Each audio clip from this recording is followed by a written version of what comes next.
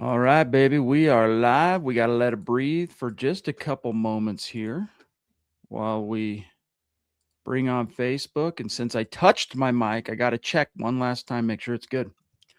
Welcome in, everybody. This is the Dove Valley Deep Divers podcast. I'm stepping in for Lance Sanderson. Y'all know who it is, Chad Jensen. With me, Erick Trickel, our senior draft analyst, and of course, co-host of Dove Valley Deep Divers. Erick, brother, first of all, it's good to be live with you. It's been a while, a few weeks, maybe a month, I don't know.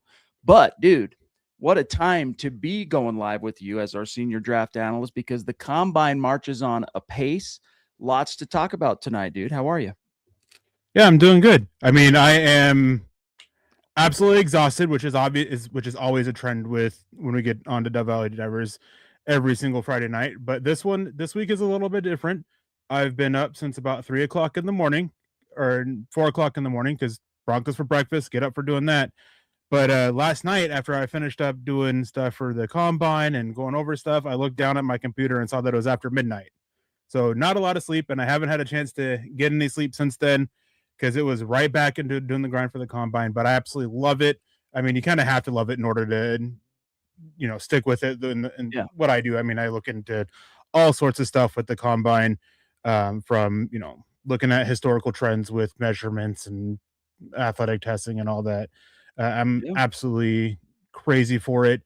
So I absolutely love it. So even though I'm tired, I'm actually really wired and full of energy because I had to stop watching the combine before I even got to the tight ends, which is what I was looking for today because Mm. I was a little bit late having some computer issues. And so I got to get to the tight ends after we're done with this.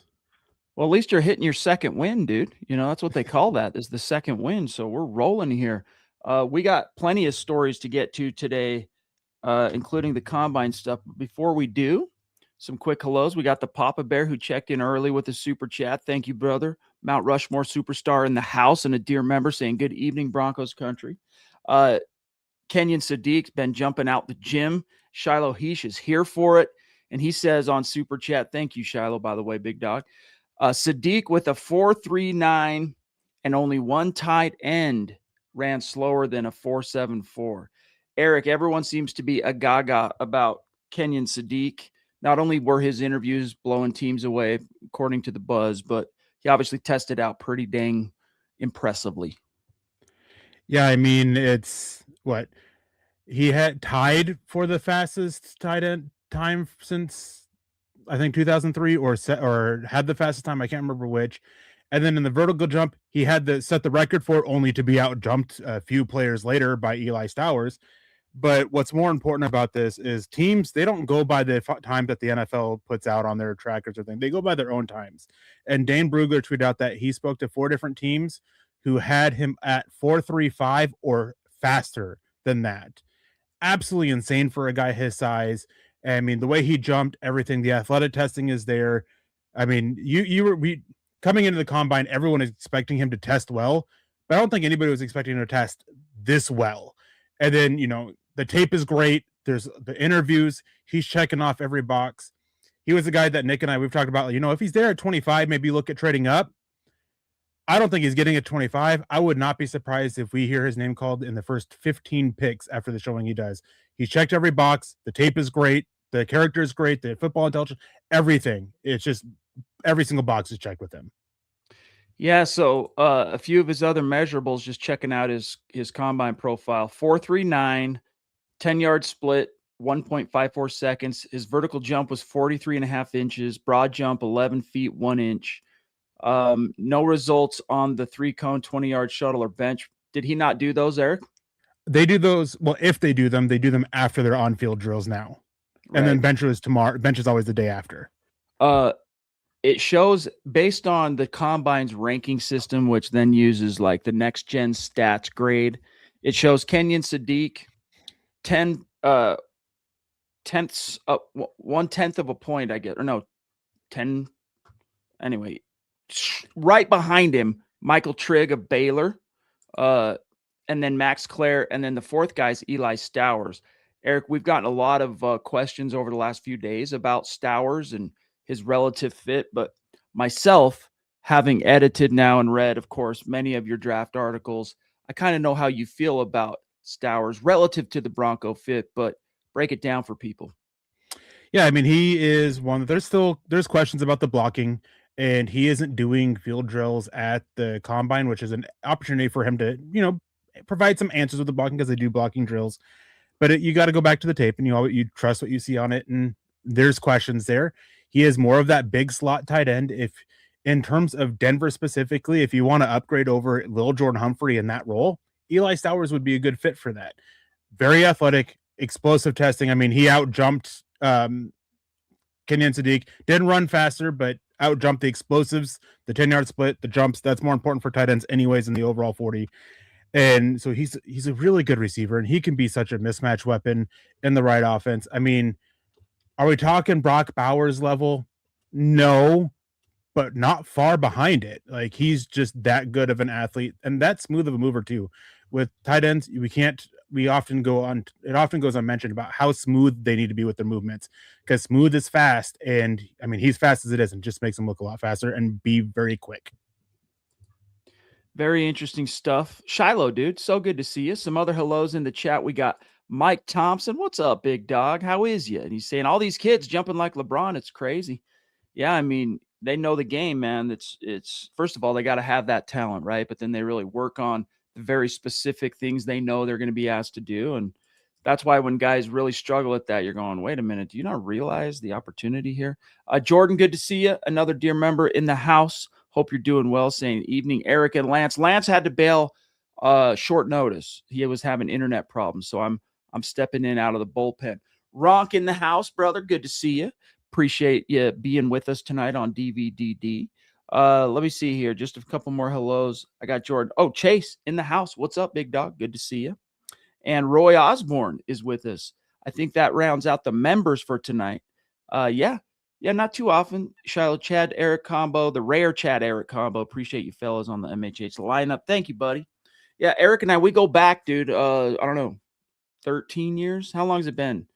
Was it 2012 or 2013? 2013 is when it was. It was the Bradley Roby draft. Well, that was the 14 draft, though. So that was when we started MHH, yes. But when... No, that was 2013. Sly Williams was 2014. No. Other way around. Here, let me make sure I'm not tripping. Hold on. I'm just going to go Denver Broncos. It's a long time ago. I may be off on it too, so. Draft history. Real quick. So I might be tripping. So 2013. Come on. Have you noticed this getting on Pro Football Reference lately? It makes you want to verify that you're human, and then it takes extra time. All right, 2013 was Sly, 2014 Roby. But my point, though, is we go back to even before I started MHH, Pro Football Spot, right? All the way back. So that's been like 13 years, something like that. So, yeah, we're still grinding it out. We're lifers in this game. So good to see you. All right, Eric, let's talk about some of the actual news today, and then we'll continue talking about the combine. So word broke that on a pair of, we got information on 2 restricted free agents, 1 exclusive rights. On the restricted side, word on the street is the Broncos are going to tender Jaquan McMillan. No surprise, but they're doing it, Eric, at the second round level, which gives him something like 1 year, $5.8 million. And of course, if a team wants to sign him to an offer sheet and the Broncos opt not to match that, well, then that team would have to give the Broncos a second round pick. So pretty much for a nickel corner, it pretty much takes him off the market and gives him a nice 1 year raise. Before we get to the other moves, what was your reaction to that? And do you think it is kind of a placeholder contract so that they can maybe negotiate something multi-year, or do you think they're going to kind of do the 1 year rental on McMillan? I wasn't at all surprised. I know there was some people in the Broncos media that was talking about an original round tender, but that made no sense. I mean, you're not getting anything back for him, and there's I guess a lot of interest in him had he hit the open market, or at least on the original round tender. So I'm not at all surprised. This gives them options. If they want to keep him around for a year and work on an extension later on, well, they have that freedom, because a team's not going to sign him to an offer sheet and risk giving up a second round pick. And it also forces the team, if they do want him, well, now they got to come calling for a trade instead of just being able to sign him and giving up nothing in it. So it gives them all options on the table with him. And it also gives them options with Riley Moss, because they talked about it again this week. They see Jahdae Barron working on the outside, and Riley Moss, he's kind of there. He's also a free agent after the season. They can't pay McMillan. They can't pay Surtain. They can't pay Moss. Got to make a movement there. So that's something to keep an eye on it. I wasn't at all surprised about it.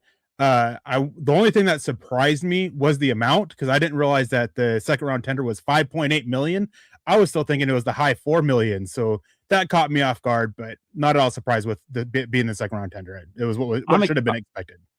Yeah, dude, I'm excited that they're taking care of that because, man, one of the things Sean Payton, I can't remember now off the top of my head if this was at his presser or one of the media interviews he did after the fact, but when he was asked about, where the Broncos go from here and kind of the Super Bowl or bust aspirations, it's like, look, we gotta, it's like, what is it? It's like playing chutes and ladders.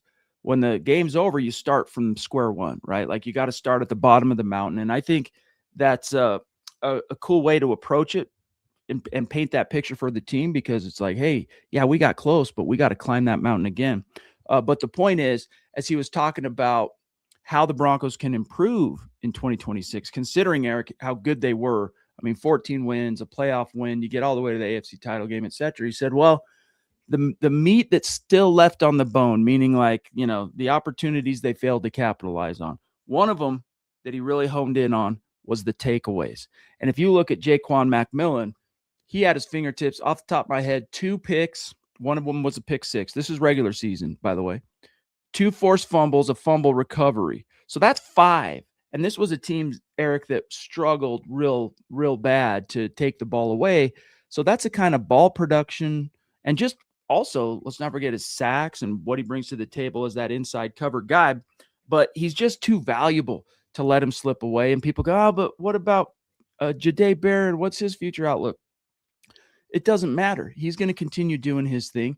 In his first season, Eric, as a rookie, with Barron, that situation proved itself that the Broncos were smart to do it. When Pat Surtain went down for 3 games, they did not skip a beat. They won all 3. Yeah, and I mean, with Barron, the versatility is what stands out, and that's one of the reasons why they went after and got him. They have the ability to play him at safety. If he's not picking up at corner, they can play him inside or outside. He just provides so much depth in there. And with McMillan, the turnovers are great. You do got to weigh it, the risk versus reward with him, because I think in DVOA in slot targets, he was actually like bottom 10 in slot corners in that aspect of it, which is just one piece of the puzzle. Doesn't mean he's bad or anything. And he more than made up for it with the splash plays that he did. The biggest issue is just how much is there an actual value with him, and Moss and Barron, and which of the 2 of the 3 gives you the best. Barron's one of those pieces. Is it Moss? Is it McMillan? That's the conversation that you got to have here. And right now, the edge does go a little bit towards McMillan because of those big splash plays and those takeaways. Denver barely beat their franchise low this last season in takeaways, and they needed a 17th game to do it. And that is going to be a big focus for them this offseason, I bet. And McMillan's part of that. Well said. Shout out, Ricky. Good to see you, pal. Got a membership from the Ronk, gifted memberships earlier this week. Really cool to see. We got Shannon Mills, a Mount Rushmore superstar, checking in from the top rope. We love you. We appreciate you, Shannon. And the support on this Friday night means the world to Eric and myself. So thank you, my friend. And she's saying, good evening, Chad, Eric, and Broncos country. So while we got Shannon, Eric, let's talk about some of the other news. So conversely, that's one restricted free agent situation. We know how it's going to resolve. The other one is Jaleel McLaughlin, which unsurprisingly, Eric, they're not going to tender him, even at the original round level, just because you don't pay backup third, fourth string running backs $3-4 million. So do you think the Broncos try to re-sign him? That's the word, that they're going to see if they can bring him back, and, probably a 1-year vet minimum type of thing, especially knowing that as an exclusive rights free agent, the Broncos are not going to tender Tyler Bedell. This doesn't make sense to me. Why are they signing him to a 1-year deal instead, Eric, instead of just tendering him? When teams typically, give that extension to an exclusive rights free agent, they just want to award the player. I mean, for doing the right thing every single day in the building and stuff like that. So it's just a little bit of reward for him. And then McLaughlin, no surprise at all. Again, it just came down to cost. They want to get a 1-year deal done with him, and I would expect it to be, if not at the veteran minimum, just barely above it. Something to just give a little bit extra enticing to probably sign before free agency even opens up, and just try to keep them in. But whatever the case is, Denver's got to do something this offseason to where those two guys are not running backs 3 and 4, but they are competing for running back 4 or 5, and with somebody else added. Because as nice of story as McLaughlin is and Bedell, neither one of them really cut it when needed. So you gotta upgrade that depth a little bit and just raise the floor in that running back room to where one injury doesn't just derail the running game. And I still, to be frank with you, I don't understand why the team over the past year seems to favor Bedell over McLaughlin. I mean, McLaughlin was a healthy scratch for most of the first half of the season, and the only reason that changed was the J.K. Dobbins injury. And what was interesting, Eric, when the change happened and Dobbins went down, and all of a sudden McMillan or McLaughlin's dressing, he went from the bench, not just the bench, but like chilling in street clothes, to RB2, completely left over Tyler Bedell in terms of touch share and all that stuff.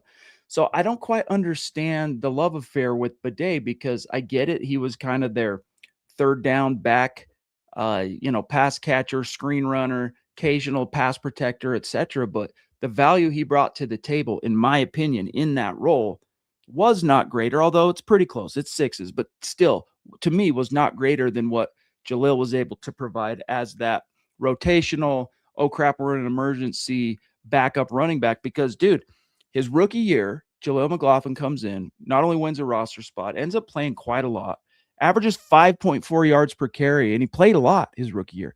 Year 2, he comes back, ends up kind of being the backup behind Pookie, Javonte Williams, especially after Bedell got that injury in New York, all that stuff. His yards per carry goes down by a yard. He goes from 5.4, drops to 4.4. Then that's something in that time period seemed to put him in the doghouse, or something that happened in the offseason, because then, he makes the roster, but then he's healthy scratch for half the season. And yet, Eric, when he finally gets his number called and, all right, go in and play, he delivers almost double yards per carry value that RJ. He averaged 5.1 yards per carry in the regular season.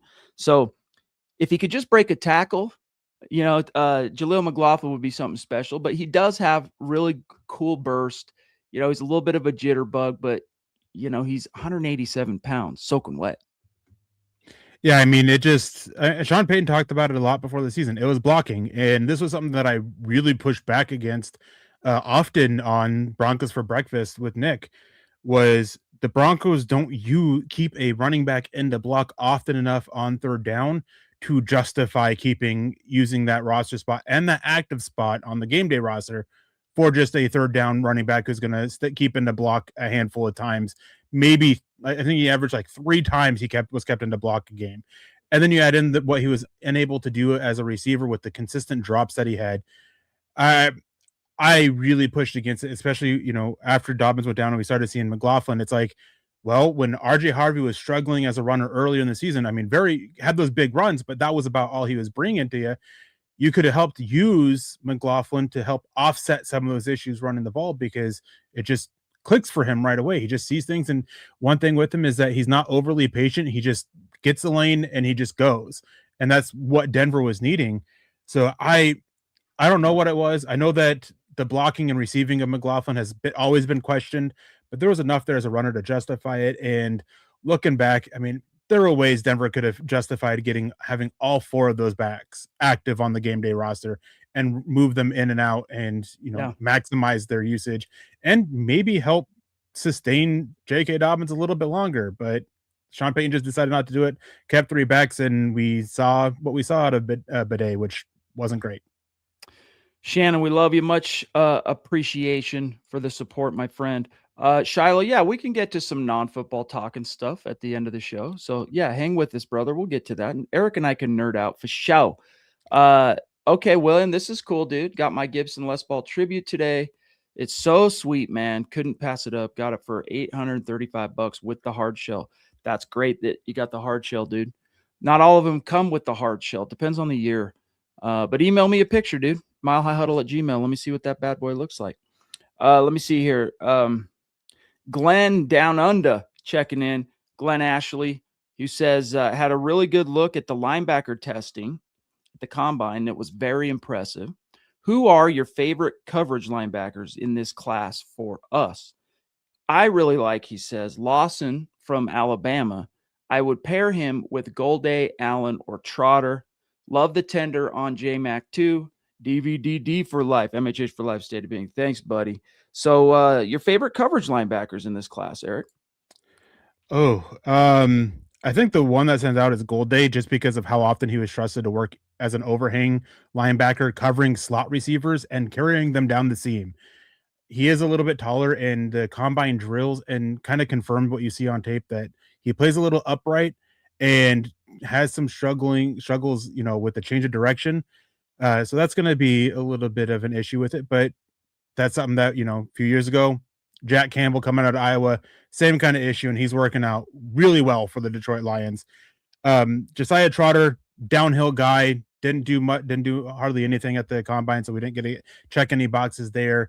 CJ Allen being praised in interviews. Measurements were a little underwhelming, but he's a smart guy, downhill player. Some tackling technique issues that you got to work with, but he brings plenty of power into it. But cover, I mean, you're talking about Kyle Lewis out of Pittsburgh, who's really small.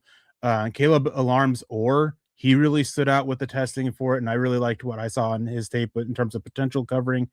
And one guy, I mean, if you tune in the morning shows, I was a little bit lower on him, is Jacob Rodriguez, just because the size, and you see that size be a little bit more of a hindrance on tape, especially with the tackling and the large amount of missed tackles that he has on it. But he tested well to a point where the athletic testing kind of gives you answers for that lack of length that he has. And the drill work was super clean and consistent. And there is another guy at linebacker, that name is escaping me now, but he was Jack Kelly out of BYU. Not super, not a major cover guy, but you can definitely use him a little bit more than Alex Singleton there. But when you're going through the combine drills, every single one, he was doing it textbook, exactly what you're asking out of him, or asking out of these linebackers to do. He did it exactly the right way. There you go. String guy, good to see you, Raj. He says, hi, all. Did you guys see how fast the safeties ran the 40? Lorenzo Styles ran a 4.28. Yeah, he was one of the talks of the day. What a punt and kick returner that guy would make. I wonder, Eric, where he gets drafted.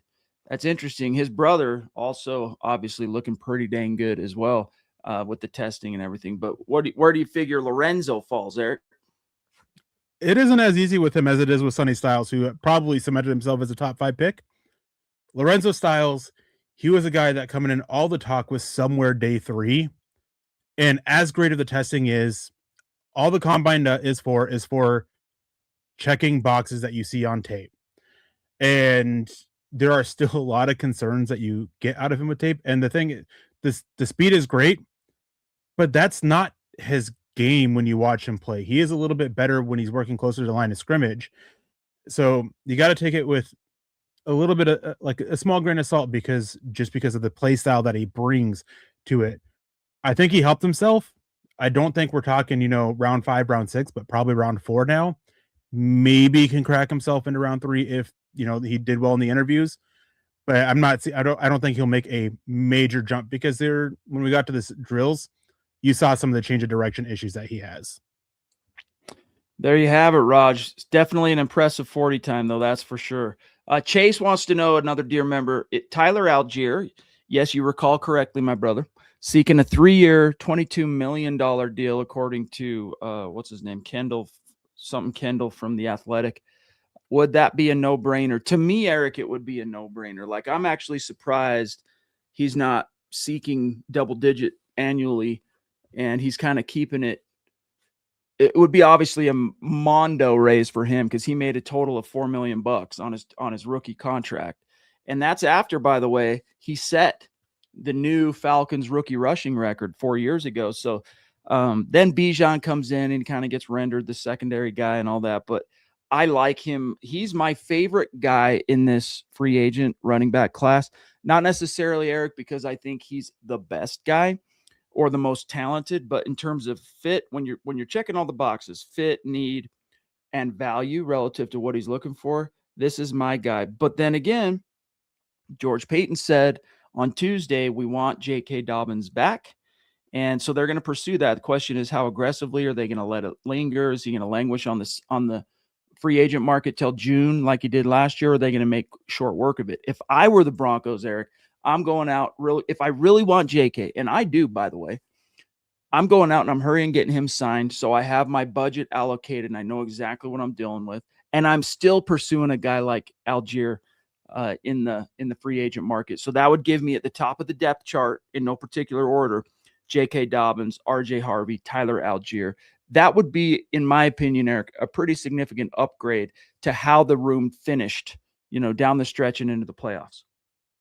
Man, I said that a couple weeks ago, and I got, let's just say, it wasn't taken very well because all the responses, there's no way J.K. Dobbins would go at that. And I don't agree that he wouldn't. This is a guy who has missed time in every single season. Injuries in all but one of them cause him to miss time.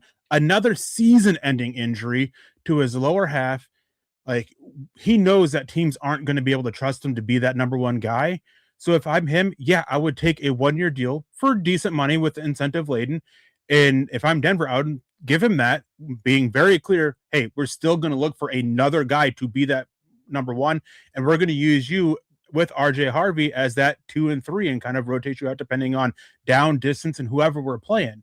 And I think the best guy to come in and be that for Denver for what they need is Tyler Algier. I don't think it's Breece Hall, who has some injury histories, fumble histories, doesn't pass protect, not really the best in short yardage situation when things get muddied inside.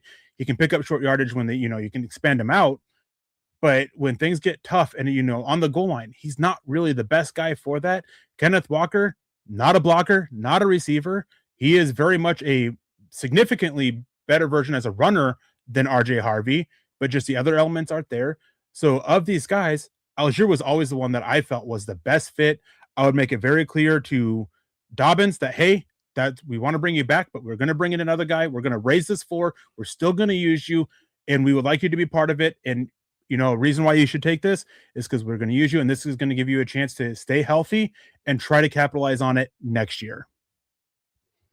Amen, brother. Couldn't have said it better myself. We got Shannon jumping in saying the Broncos are interviewing running backs at the combine, talking about pass protection with them. Sounds like they're looking to get someone in free agency, then draft someone to revamp the room. Well, they're definitely doing their due diligence because you never know. You could have your heart set on JK, on this player outside the building, that player. But once things open up, you never really know how it's going to shake out because of the laws of supply and demand. It can change things. So you have to hedge. You have to do your due diligence and do your homework. And you're always going to do your homework, Eric, at the combine on these prospects, specifically at positions of need. But I thought it was interesting, the Washington running back, is it Coleman? Is that his name? Yeah, Jonah Coleman. I'm going to go ahead and paraphrase him. He said something to the effect of, how important is pass protection? And he said it's very important. Quarterbacks making 100 million or whatever, and I'm making running backs making 2. Which one's more important to protect and take care of? Obviously. So I don't know how well his pass protection game is, Eric, but I know he's a good power back. So someone to, at least that's what I recall you writing in the scouting report. Yeah, I mean, Coleman, he is that big power back. He can block well, decent hands as well. It's not a home run hitter, but that's not what Denver needs. They just need a guy to be that tough, physical downhill runner to help wear out the defenses, because guess what? That's what you have RJ Harvey for, to be that home run hitter. Guy scored 12 touchdowns. As much as I critique him for his running consistency, he still scored 12 touchdowns, both as combined as a receiver and a runner. So you want to wear down defenses to help him capitalize that. So if for some reason Denver doesn't sign another back and it's just Dobbins, well, Jonah Coleman can be a guy that they can bring in to help give them that extra power. Or if, they do sign Tyler Algier and J.K. Dobbins like, no, I don't want any part of this. Well, then guess what? Jonah Coleman is still an option that you can bring in to give yourself some extra power.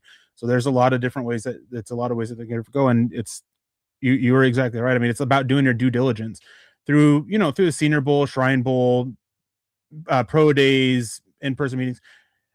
They will meet with every single player pretty much that's going to get drafted and then some Yep. in some capacity. What stands out with the combine meetings is that this is where the coaches are involved in it, not just scouts. And with this one too, in particular, is Davis Webb, from what's been reported, has been the main, not necessarily the main, but been one of the main voices in it with these offensive playmakers, even more so than, previous years where Vance Joseph on defense or even Joe Lombardi. It's been the George Payton and Sean Payton show, but this year they've taken a step back, and maybe Davis Webb being the play caller, he's kind of wanting a little bit of a difference in play style from some of these guys, and he's able to using these meetings to measure it out. That's interesting, right? Davis having a bigger voice. That was one of your 7 questions pre-combine in that article. How big of a voice does Davis Webb have? And clearly, it's grown significantly. So anyway, awesome comment. We got Drew in the house. Good to see you, pal. Thank you for that super chat. And he's saying, please know on Tyler Algier, he's slow and he's not a home run hitter. Well, you already have a home run hitter. RJ Harvey's a home run hitter for you. The problem is, in the NFL, that kind of thing is streaky. It's here and there. It comes in bunches. You never know. It's hard to predict it, right? What you need is down-to-down consistency. That's what Algier provides you. And he can bust them off. He can not a home run hitter, but he'll pick up the yardage and he'll give you a decent efficiency to the ground attack. And that's what the Broncos are looking for right now, Drew, is they've got a home run hitter. And by the way, they still believe RJ Harvey is what George Payton said. He's a 3-down running back. He's still developing. He's still young. He's not that far removed, by the way, everybody, from being a quarterback. He hasn't been a running back that long. So he's still picking up the ropes, learning the ropes. Broncos still confident he's just scratching the surface, which is pretty exciting because, yeah, he didn't have a ton of yardage as a runner and as a combined, he gave you just shy of about 1,000 scrimmage yards, but he gave you 12 touchdowns, and he had to carry a load in a pretty tough situation. Going down the stretch, you're asked to be the guy, and you're going against some pretty good teams, and the schedule's tightening. The stakes are higher. Teams are playing harder, and you get to the playoffs, all that stuff. So I don't envy the job RJ had to shoulder, especially late last season, Eric, but I was especially proud of him that I don't think he really hit the rookie wall per se. He was already kind of mired in the situation, but he stayed healthy, dude. That's the one thing you're seeing how valuable that actually is. But what are your thoughts for Drew here on his aversion to Tyler Algier? Yeah, I mean, it's why I said they don't need a home run hitter. They need that power back. And, I saw Drew also brought up the 40-yard dash of the 4.6, 10-yard split. It's all about explosives for running backs, and he's an explosive back. Doesn't not always translate into long runs, but 10-plus yard runs, that's kind of what you're looking for. And he can do that and do that quite well. And again, it's about wearing down the defenses. He had over 1,000 yards as a rookie, and then had to take a step back because they brought in somebody else. And, one of the best running backs to ever enter the NFL at the time as a prospect anyways. And I mean, he fits what the Broncos need. And there's not guys that can fill those needs that are out there that are apparently aren't going to cost as little, because just over $7 million on average per year basis. I definitely wasn't thinking that for Algier. And you have Kenneth Walker, who there's been reports that he's looking for 12 plus. You have Breece Hall, who's potentially getting franchise tag, which I think is like 14 million or something like that. Like, it's a no-go on those guys because of cost and then not fitting the needs. So can't focus so much on the home run hitter aspect of the running back position because, again, you have RJ Harvey. You got to focus on what Denver needs to pair with that to be that complementary back with him. And that is a power back who can block. And that's Algier. Well said. But we appreciate your thoughts on it, Drew. And, that's what this is about, is discussion and dialectic. So thanks for chiming in, big dog. Let me see. So String Guy says, all right, the real question is, who does Chad and Erick take at 30 overall?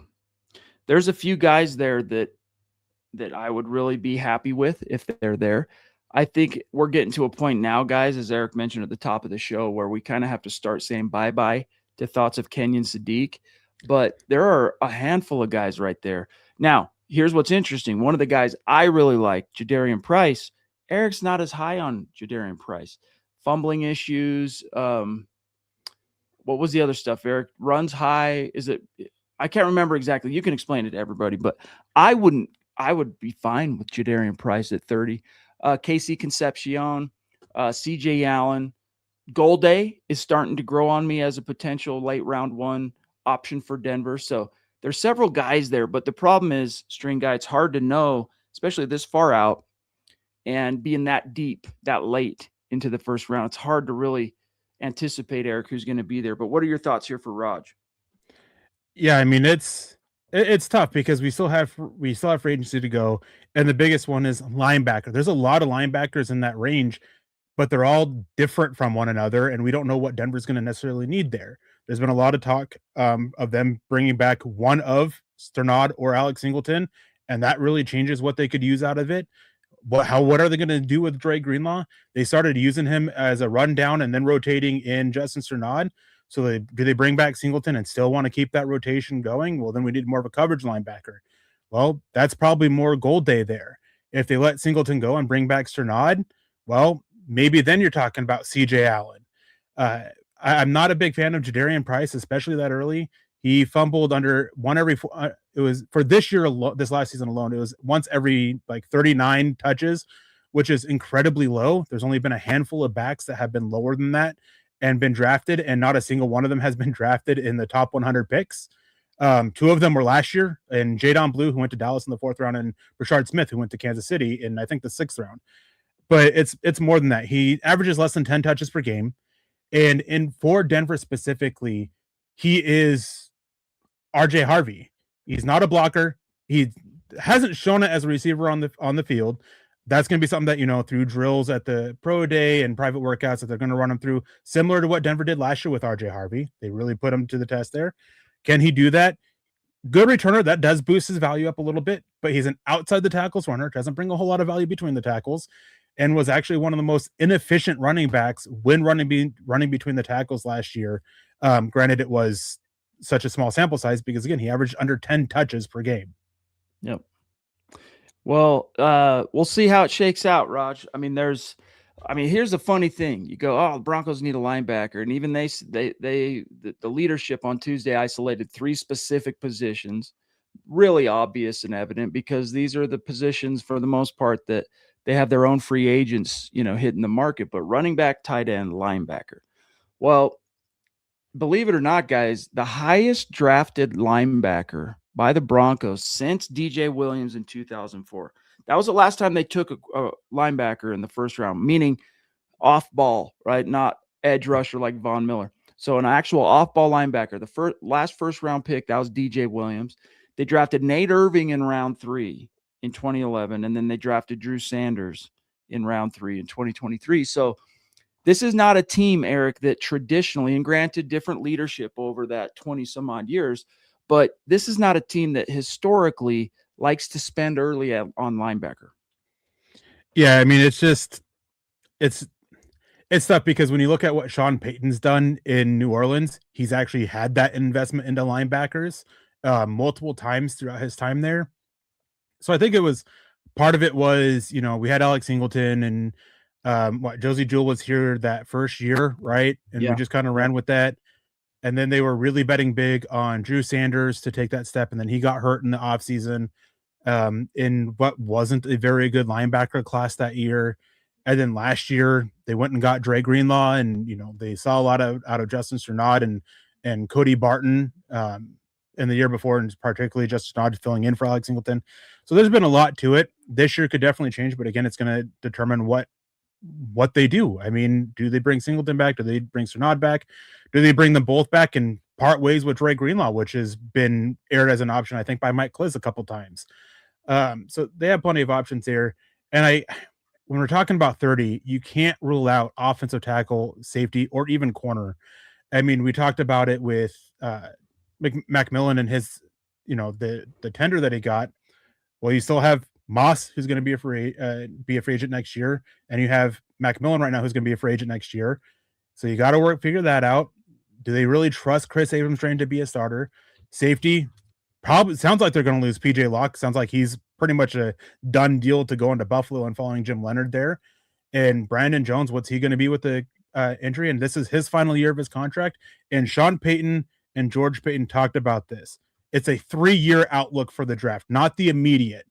So safety, not a need right now per se, but next year it will be. Offensive tackle, not a need right now, but next year it very well could be, depending on McGlinchey and Bowles. And at the very least, will be the year after that when McGlinchey's a free agent. So you got to look at with the lens of a 3-year window, and that's why those 3 positions all do still make sense at 30, and especially in the way this class is set up. Real quick before I grab Shiloh's super chat, he says DJ Williams was such a great player, got stuck on some mid Bronco teams. Will to Mike, back to Will, and always succeeded. He was on some good teams too, Shiloh. He was, his rookie year and his second year were 2 really good teams. 04, of course, you get blown out in the wild card by Peyton Manning for the second straight year. Then 2005, kind of like this last season, they go all the way to the AFC title game. Jake Plummer turns in his worst game as a Bronco. They get upset by Big Ben and the Steelers. And then it's a series of some dark years for DJ and the good players on that Broncos defense, which back then weren't many. Let's be honest. The defense was, aside from Champ, and by this point, John Lynch is gone. So it was pretty slim pickings. But he was on that 2011 Tebow team, and he was on that 2012 Peyton Manning team, the first year with Peyton, and then he was gone. But anyway, back to Shiloh's actual super chat, Eric. Any surprises in athleticism from the wide tight ends today? Now, the wide tight ends, guys, these are you got 2 different variations of tight end. All right. You got the move tight end, or the F. That's like a Evan Ingram, which another way to look at him is like the big slot guy. Then you got the player who works in line. That's the wide tight end. That guy has to be able to block and catch in pretty close, if possible, equal proportion. So that's what the Broncos are kind of missing. They've got a really good still F move around guy in Ingram. Eric, they need a wide. Did anyone athleticism wise jump out for you? Not really. The one guy I was really looking at, who I think is probably the best wide tight end in this class, in Nate Borkercher out of Texas A&M. He didn't do the athletic testing, unfortunately. But these are guys where there is a really good, what's the right word here? Correlation between 3-cone and tight end success in the NFL. So I'm waiting until tonight to where we get that to really check on this. And it's important for blockers because, if you're a tight end and you got to pull across the formation, that's similar to a 3-cone drill. And 10-yard split is another big one, and explosive testing in general. How well can you explode off the line? Sam Roush had a pretty solid day. I'm trying to think anyone else. Will Kasmarak. What about Claire? What are your thoughts on him? He didn't do the athletic testing. So we don't have those numbers. He's not like Stowers in the aspect where I don't see the ability in line. I don't see it enough to put him there. I think he's more of that guy that you can put as that big slot, and then in certain situations, primarily passing situations, if you want to create more mismatches, you can move him inside in that in line and kind of leak him out, chip and then leak. That's kind of where I see him at. I'm not sure I really see the upside there. Marlon Klein, he's another one, but I can't recall if he did the athletic testing or not. And the big bummer of this, in talking about potential wide tight ends, Oscar Delp, hairline fracture in his foot. And from what I've gathered, or from what I've seen other people say, and what I've gathered when talking to people who are there and all that, is there's some more medical concerns with Oscar Delp that were picked up in his medical portion of the combine, which is really concerning because I was really enticed by what he can bring, and I really wanted to see the athletic testing and the on-field drills, but that got all nixed once they found the hairline fracture. Man, you say hairline fracture and nicks one more time, I'm gonna get triggered, dude. You know what I'm saying? I'm just kidding. All right, Shiloh, appreciate you, big dog. And yeah, Quentin, I miss DJ too. He was always one of my favorite players. You know, when he first joined up as the first round pick out of Miami, that linebacker trio was as good as it got in the NFL. You had Al Smoke Dog Wilson in the middle at the mic. You had Ian Gold. Still, that was the late stages Ian Gold time before he became Ian Old. And you know, they brought DJ up, but DJ pretty much played right out of the gates, and he was one of those guys that gave you Pro Bowl caliber impact, but he could never sniff an accolade. He just could never get an accolade. I'm looking at is just to remind myself, other than making the PFWA all rookie team, never got an individual accolade, but you know, he did make some money. So don't shed too many tears for our guy, DJ Williams, but shout out. All right, let me see here.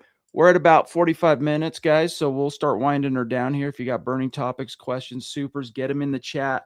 I wanted to grab this from Roy, and I know this is a very interesting running back for a lot of reasons.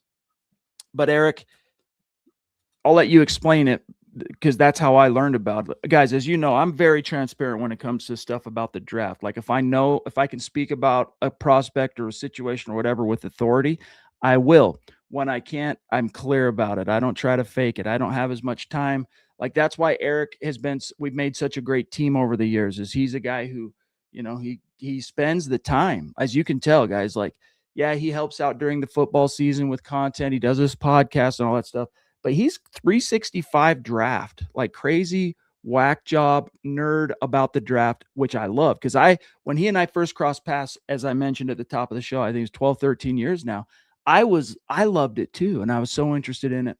But as you get into the, you know, the nuts and bolts of running a website and stuff, not everyone has the time to give that the full focus and that it needs. Eric gives it that. So what I've learned about Emmett Johnson, I haven't gone to spend a ton of time, Eric, watching this dude's film.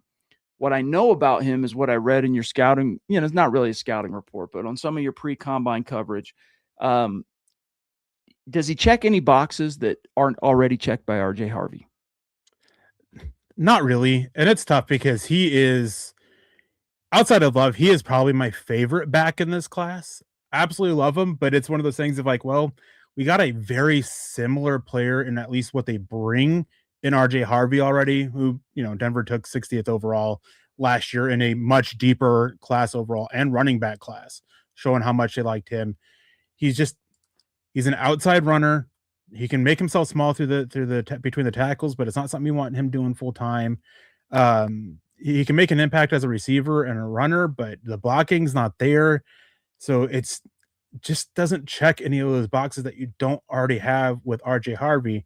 And now if Denver was fully on board of, you know, just making a very clear message to RJ Harvey of step up or else, well, then Emmett Johnson makes sense in that case. But I don't think you're doing that for a guy who's played as little at running back as he has, coming off 12 touchdowns as a rookie, who was what, sixth total most touchdowns for in the combined touchdowns in the NFL or something like that, eighth something.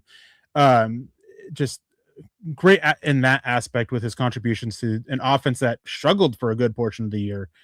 So yeah. I like him, and I think he can end up being a really good running back. I think he needs more of a power guy to kind of be that 1A to his 1B, and I just don't think that's in Denver. Yeah, a very interesting player. We'll see how it shakes out. But, I mean, the only Bronco running backs, rookies for that matter, to score more touchdowns, this is the company that RJ's in. It's really cool. Clinton Portis and Mike Anderson, and the guys that he passed along the way, RJ, were other names like Noshawn Moreno and Philip Lindsay. Like, he's in good company. This is really good harbinger of what the future holds. Some high quality dudes that he passed on that rookie side of things. All right. So there you go, Roy. Appreciate you, big dog. I'm going to come back to this since we're almost out of time. Shiloh, casual combos, down to talk favorite genres and directors. Anything Christopher Nolan does is a hundo. So, Eric, what's your favorite Christopher Nolan movie? And I'll tell you what mine is. Mine, believe it or not, and I'm not a superhero guy, but it's The Dark Knight. That's my favorite Christopher Nolan. But if we take it out of the Batman universe, my favorite Christopher Nolan is easily Inception. Although didn't he just do, wasn't the atomic bomb one the one that just came out? I'm forgetting the name of it. Oh, Oppenheimer? After the scientist. Do you remember what I'm talking about? That one that Oppenheimer. Yes, thank you. That one's pretty good too. But what's your answer here for Shiloh on Christopher Nolan? I am not a big Christopher Nolan fan. I actually did not like Inception. I fell asleep. Did he do Interstellar too? Yes. Yeah, I turned that one off. Like, I felt like I was watching the movie for 2 hours, and at the time, she was just my girlfriend, but my now wife, we checked and we were only half an hour into it and we were just so bored. Dark Knight would be the best one. That said, I am really intrigued by the Odyssey that he has that's coming out. Yeah. I really want to see that one. I also love the Odyssey as a story. So, oh yeah, it's one of the classics of all time. But yeah, Oppenheimer was good too. I mean, Now I Am Become Death, Destroyer of Worlds. That was a trippy time in human history. But favorite genres, like, as you can tell from Erick's background, he's big into like fantasy, sci-fi, superhero stuff. The one thing we share, Erick and I, on that side, is big Star Wars nerds. Where we differ, I'm in the camp that is like, erase the sequel trilogy. It sucked. It did nothing but besmirch the originals and my heroes of my youth. Erick's like, no, I'm here for them. I like the newer ones. But, you can't always agree on everything, Erick. Yeah, I mean, I don't think they were great by any means. And when Disney announced that they were doing away with the whole universe that they've made in books, I was actually really ticked. There are some amazing books, and I like that they're kind of pulling some aspects of it in, like Thrawn, who I think that they are actually doing well. But I mean, you have a whole, in the time of the sequels, there's a storyline. It is the New Jedi Order, where you have invaders from a different galaxy coming in that can't be felt in the Force. And the whole storyline is absolutely great. The first book absolutely rips your heart out with something that happens. If you ever want to read it, I don't want to spoil it, but it's absolutely devastating. And reading that series that was suggested to me by my cousin is what actually really got me to fall in love with Star Wars. So I would love for Disney, if Disney said, fine, well, we're going to do away with the sequels. All right, fine. Just go and do the Legends, or they do on Disney Plus, they do the Marvel What If show. I'd love if they did a Star Wars Legends animated show that went into those stories that are in the expanded universe of the Legends books. Dude, I'm forgetting here. By the way, I read a lot of those Legends. They call it Legends now. Back then, they just called it the expanded universe. Yeah. And when it was still very young as a library of books in the series, like, I was reading it when the Timothy Zahn series first came out. Like, that was brand spanking new with the Thrawn and the all that stuff. And so I was way into it. There was a time in my life, very brief, where I was like, I think my ambition is I want to become a Star Wars, book writer. I want to be one of these guys that writes in this Star Wars expanded universe. When I'm like 19, 20, I'm saying this. I grew out of it pretty quickly. However, Shiloh's bringing to my attention something I totally forgot about. And now I have to revise my favorite Christopher Nolan movie, and that is The Prestige. The Prestige is one of my favorite movies. I can't believe I forgot about it, dude. That movie is so good. And kind of like, here's what's weird.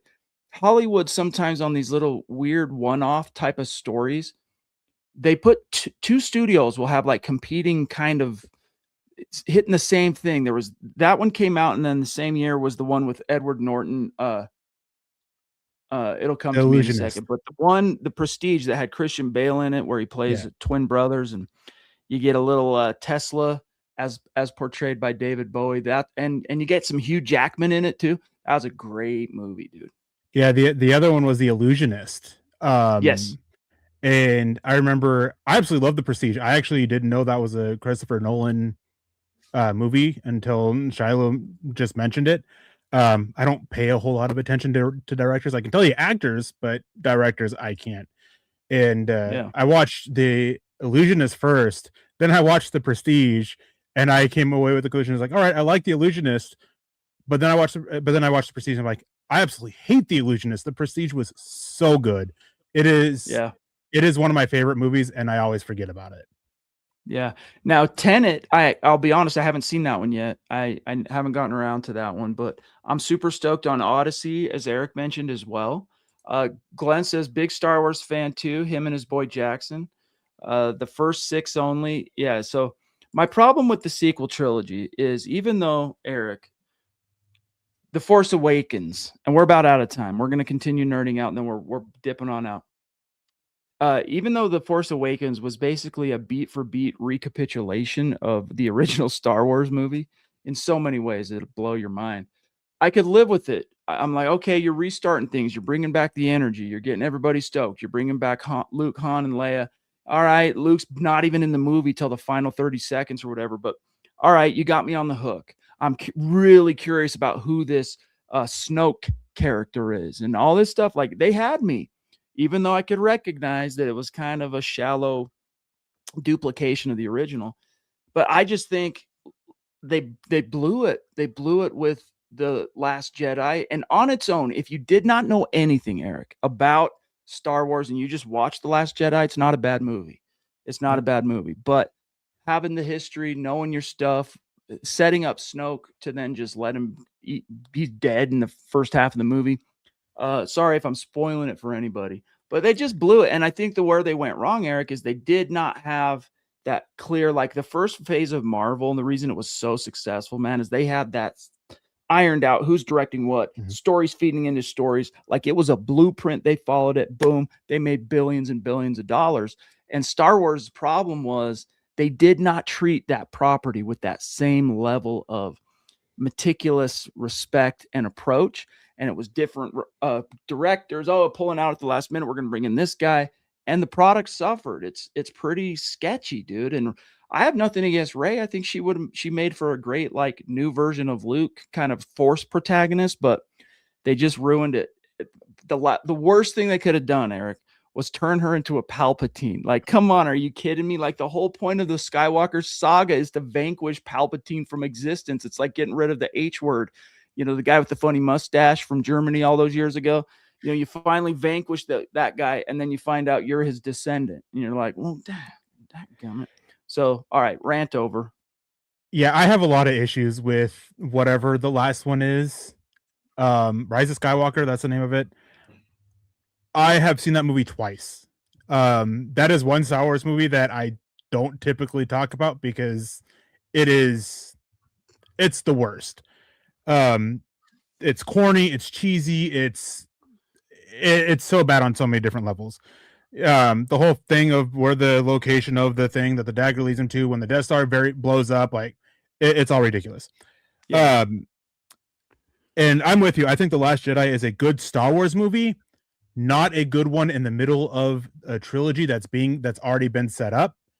I am with you too. It's like it suffered because of the fact you didn't have a clear direction for all 3 movies because of the directors changed, and I think the writers changed as well between all 3 of them. Yeah. And it just suffered, and it really stinks. I had some issues with the first one. I can't remember what that one is either. The 7th one. I had some issues with that. I think that some of the issues other people had, I don't agree with, but I had other ones. But it was one that's like, okay, I'm glad Star Wars is back. I saw it 6 times in the movie theaters in the first 2 days. And I was excited for getting Star Wars back, and it was a little bit of a letdown. And then we just get a completely different story, basically, that still has some silliness in The Last Jedi. And then we're going back, and it was a convoluted mess. I am so glad that Kathleen Kennedy is out as a president at Lucasfilm and that Dave Filoni is in, because one thing since Disney has purchased it that's been good has been for the most part their TV shows, particularly the animated TV shows. They have been outstanding. I liked the first 2 Mandos. And then I really love the Andors. I'm not so huge on the Ahsoka's, but even though I'm a fan of those Thrawn books, I could never really get into the cartoons like Clone Wars and Rebels. So like the Ahsoka character to me doesn't have the same gravitas as it does with someone like you who's into that. But Gene, what's up, dude? He says, good to see you. Movie talk. I like it. This ain't a nerd movie, but Sinners might be the best movie in a while. I've heard that. I need to watch it. I haven't seen it. But It Return of the Jedi, he is. says, was the best Star Wars. That's interesting. Yeah, I like it. I love it, dude. But my favorite Star Wars will always be Empire. Drew says, horror movie, Hereditary, 10 out of 10. I was talking about this last night with Zach. You know, I'm not a big of the genres. I'm a movie guy. But my least favorite genre is horror, generally speaking. So I've never seen that movie. I don't know if you have, Eric. I have not. I am not a. Not only am I not a horror fan, my wife isn't either. We like more of the thriller stuff, and then obviously having a kid around who like it makes it a little bit harder. We did watch Sinners one time when she stayed the night over at my parents' house. We both absolutely loved it. On Valentine's Day night, we watched The Running Man, which was really good. Not a horror movie, but it was a really good one that we watched as well. But we are more, my wife and I'm a big movie person. I worked at one of the last blockbusters to ever exist, and watched a lot of movies there. But we've become, just because of our schedules, more TV shows than movies. So there's a lot of movies out there that we just haven't seen that have come out in the last 5 years just because of time. Tony, you're cracking me up, dude. Everything you are posting is like my favorite thing. I love Tropic Thunder. I'm here for the Catalina wine mixer. Did we just become best friends? He's talking about Semi-Pro. Yeah, Step Brothers, one of the greatest comedies ever devised by a human being. Let me see what else we got. Just some shouts here. Q says Scream 7. Okay, we'll check it out, dude. I got to see this Sinners because I've heard that a lot. That it's really, really, really, really good. We'll see. But guys, we are out of time. Thank you for joining us tonight. Before we get to some call outs and stuff, just want to remind everybody to connect with us on X. Eric, for all the draft takes, at Erick Trickel. Just make sure you get that CK in on Eric. Myself at Chad and Jensen. Connect with our main account at Mile High Huddle. Find us on Facebook. There's 2 MHH pages. One's the main one that has like 127,000 followers, and then there's the podcast one, as you can see here, Mile High Huddle Pod, that does all the podcast stuff. MHH merch. Want to get a hat, a t-shirt, support the cause? That's where you get her done. And don't forget, guys, leave a 5-star review. Even if you watch every show on YouTube or Facebook, you either have an Android or you have an Apple. And if you have one of those, if it's Android, give us a 5-star on Spotify. If it's Apple, on Apple Podcasts. Helps us out a lot. Don't forget, join the free MHH Discord server that we started a little over a month ago. Links in the description. The conversation right now between Eric and I, it's going to end, but then it all picks back up and it all goes on in the Discord. So join us over there. Link in the description. And then other than that, one last thing, Eric, and then I'll let you do the sign off. Shout outs to the great Super Chat Superstar supporters, dear members, helping us keep the lights on, like Shannon Mills, like the Papa Bear, Shiloh, Drew, Gene William in the house, and then all the members. You know who you are. We love you, appreciate you. I will probably see you tomorrow with Ron on the Orange and Blue View. So I'll see you guys tomorrow. And Eric, of course, Monday morning, right? Broncos for breakfast. Yep. So I will be back on Monday morning. I want to make sure you all have a wonderful night. Have a wonderful weekend. Stay safe. Don't drink and drive. Choose kindness and compassion. And as always, go Broncos.